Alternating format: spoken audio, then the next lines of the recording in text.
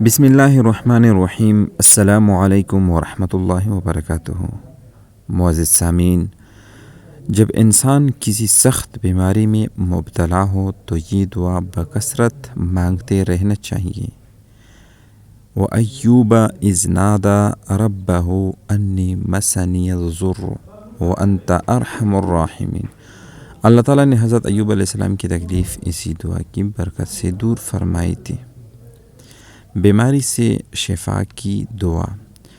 رسول اللہ صلی اللہ علیہ وسلم اپنے گھر کے بعض بیماروں پر یہ دعا پڑھ کر دم کرتے اور اپنا دائنا ہاتھ پھیرتے اور یہ دعا پڑھتے: اللہم رب الناس اذہب البأس اشفہ وانت الشافی لا شفاء الا شفاؤک شفاء لا یغادر سقما۔